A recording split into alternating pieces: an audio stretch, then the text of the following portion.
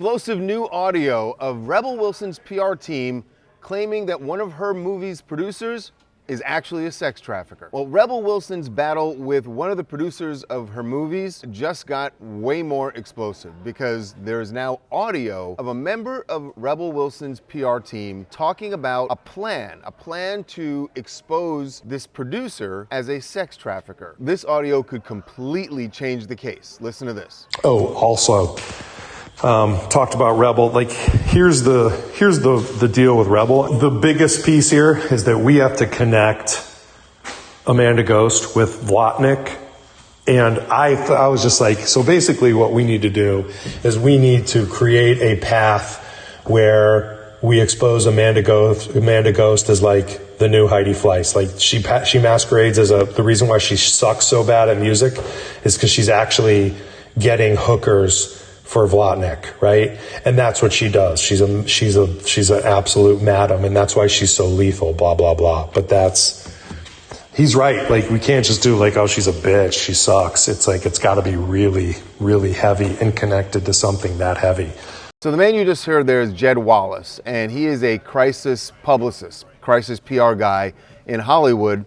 And he was working for Rebel Wilson at the time when he made that voice note. So Jed Wallace's attorney contacted us with a statement about this audio. His lawyer, Chip Babcock, said the judge in the It Ends With Us case sealed the audio file to prevent exactly this sort of out-of-context speculation, and accordingly, he cannot comment directly about it, including whether the audio file is authentic.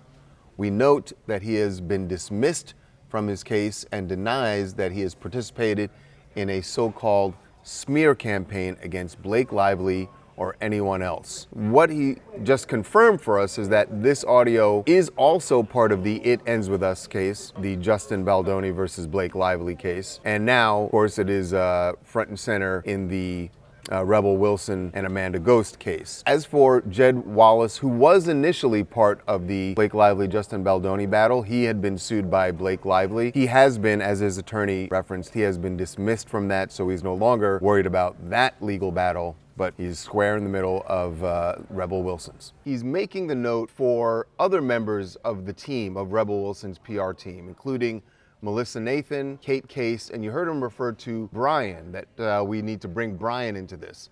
Brian is attorney Brian Friedman, who you've heard a lot about for the last year and a half because he's representing Justin Baldoni. Really, this whole battle between Rebel Wilson and Amanda Ghost. Amanda Ghost is the producer of Rebel's film, one of the producers of Rebel's film, The Deb, which came out in 2024. This is all a battle about, first, Rebel Wilson accused Amanda Ghost of sexually harassing one of the cast members of that film, and now Amanda Ghost is suing Rebel Wilson for defamation. This is all going back and forth, and this audio is so essential because, much like Baldoni versus Lively, this is about an alleged smear campaign. And Amanda Ghost and her attorney believe that this audio proves that that is exactly what Rebel Wilson and her PR team were trying to do, to smear her, saying that she's the new Heidi Fleiss and that she's not actually producing films. If this all sounds very much like Baldoni and Lively, well, here's what's interesting. It's a lot of the same players. Jed Wallace, Melissa Nathan, Kate Case, Brian Friedman were all involved with Justin Baldoni's team. And you know, of course, that Blake Lively is currently accusing them of a smear campaign, and that's about to go to trial.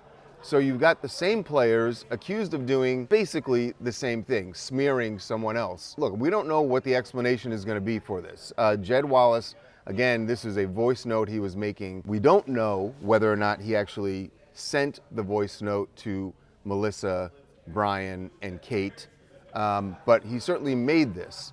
And this voice note was submitted to the court by Amanda Ghost's attorney. So Amanda Ghost and her attorney clearly feel like they've got a smoking gun here that proves there was a smear campaign that Rebel and her team sparked. I don't know what their explanation for this is going to be.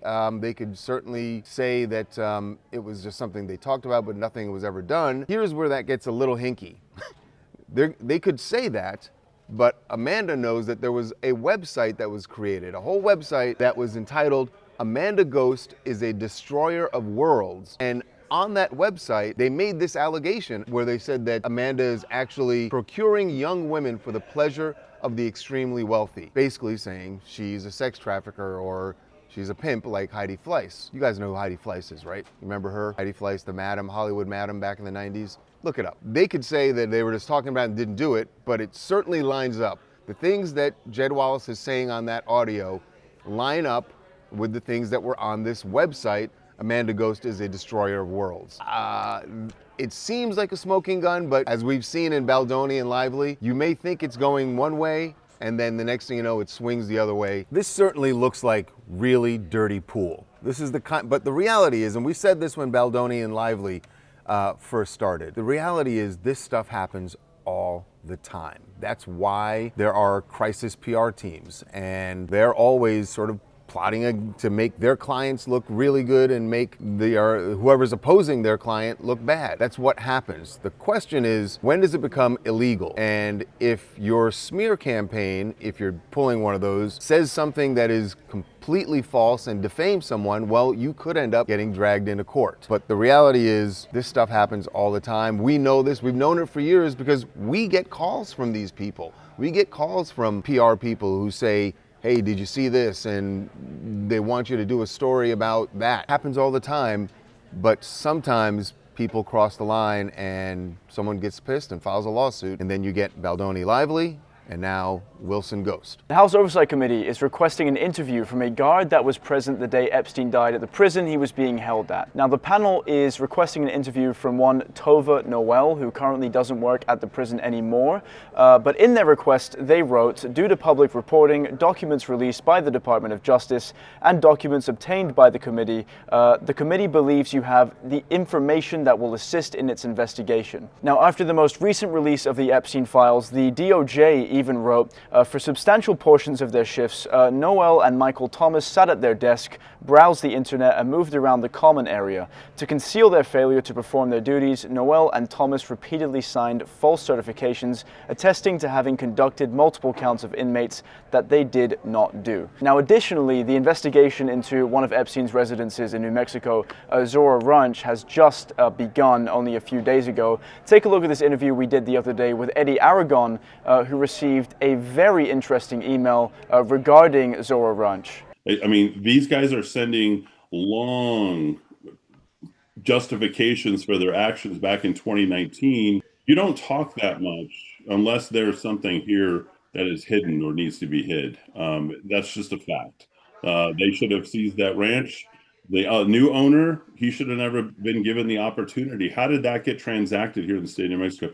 There's no way that the new owner should have ever been able to buy that property. Obviously, the Epstein story continues to evolve as the days go by, so we will keep our thumb on the pulse of this story. That's all for now. Andrea Constand, the woman who sent Bill Cosby to prison after her testimony stating that he drugged and sexually assaulted her, took the stand again, but this time it was for a civil case for 84-year-old Cosby accuser Donna Mostinger. According to the New York Times, Donna says she was 31 years old when Bill Cosby drugged and raped her in 1972 after bringing her to one of his shows. Andrea and two other women are being called to testify because their stories pretty much align with Donna's story. Andrea described what she calls a horrific experience with Bill back in 2004 when she was the director of operations for the Temple women's basketball team. Cosby was not only her mentor, but was a big alumnus of the university. Andrea says she was shocked, humiliated, scared, and fearful about what happened between her and Bill. She also testified that Bill gave her 3 pills that incapacitated her before he sexually assaulted her